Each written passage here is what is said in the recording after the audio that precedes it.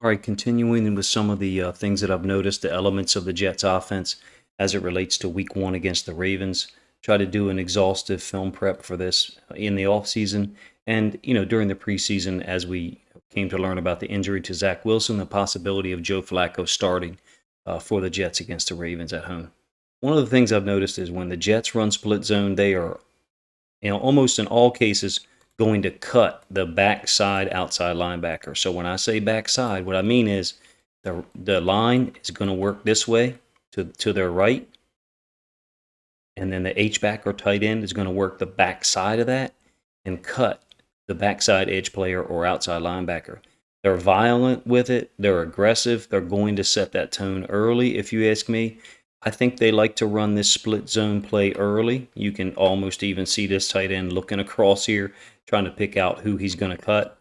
But I think they do things like this early in games to try to set the tone on these athletic, strong, physical outside linebackers and let them know, hey, this is not going to be a fun day for you in terms of just rushing the passer or dealing with stretch plays away from you. They're going to have people chopping at your knees. It's not every play that they do it, but it's quite often. Preseason this year, now when they line up like this with 12 personnel, so you got one tight end here and then one tight end to the right, they can run the split zone to either side. They could run it to, left to right with the kick, or they could run it right to left with the kick. They could do it either way. That's what I think is dangerous about their 12 personnel group. In this case, they run the zone to the left, and they cut this guy to their right.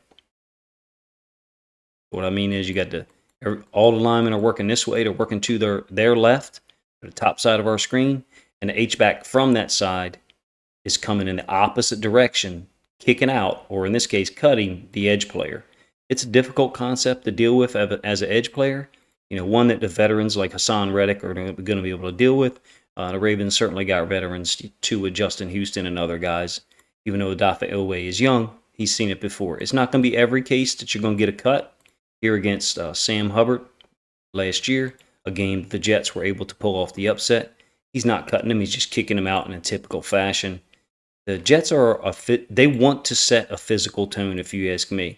This tight end here is going to be the guy who goes across the formation, try to kick out Hubbard's called split zone. You got the zone working in one direction and the kick out block occurring on the other. What you're trying to do is give the running back, two ways to go, either here, on the front side, or cut it back. Usually on split zone, you're not going to bounce it because that's where the defenders are being leveraged to anyway, and they're going to be able to make a tackle with support like you just saw there. Another split zone play, and that the Jets like this, what's called, well, I'm not going to say the name of it, but it's a pain in the butt to deal with. Let's put it this way. Basically, it is two tight ends to one side. The outside guy is on the line. And the inside guy is off. There's a lot of reasons to do this. We'll let the play run a couple of times, and I'll kind of talk to you about some of the reasons to do it. You see what this edge player here for Jacksonville does. He says, okay, you're going to go low. I'm going to go ahead and do the same thing. So you've got a heavy collision between these two guys, about 2 feet off of the ground, which is quite unusual looking, if you're not familiar with the game of football. Why is it advantageous to do this? Well, you take the edge player and you widen him up a little bit further. Number one. Number two, the guy who's running the kickout block is the inside tight end.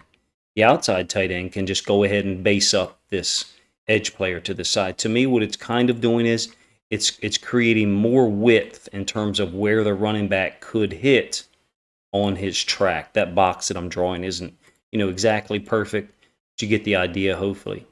It widens up the potential area for the running back to choose to hit because you've widened up that edge player, with that extra bubble or that extra gap. And I think it works in the Jets' favor. I think we're going to see split zone early. I think you're going to see them try to cut early.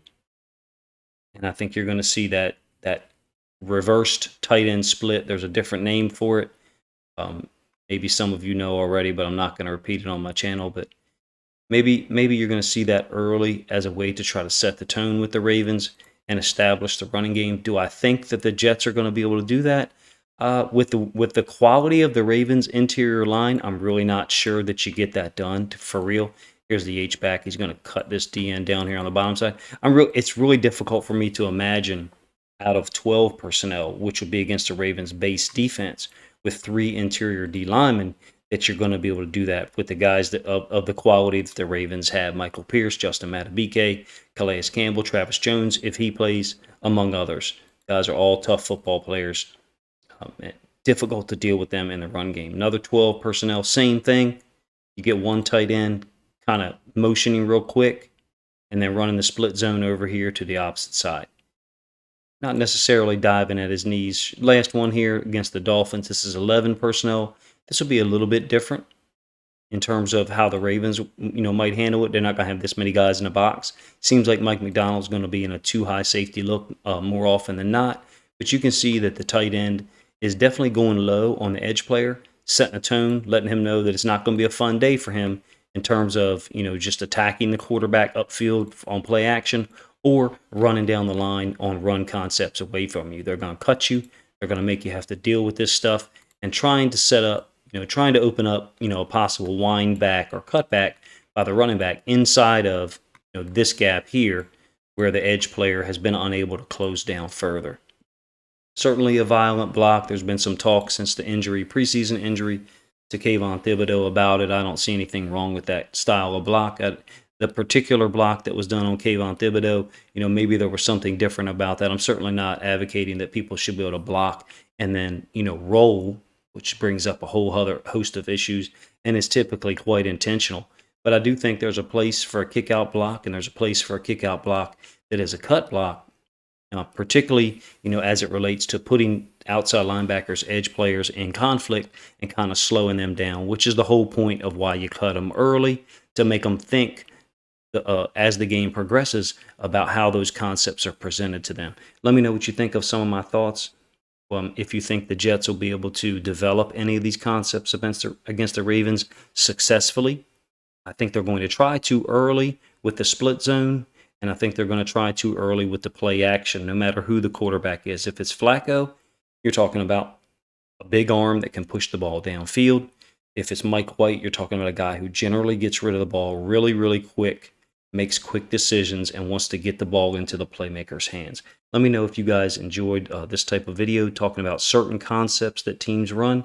I will have 2 other videos for the Jets like this coming out about midweek.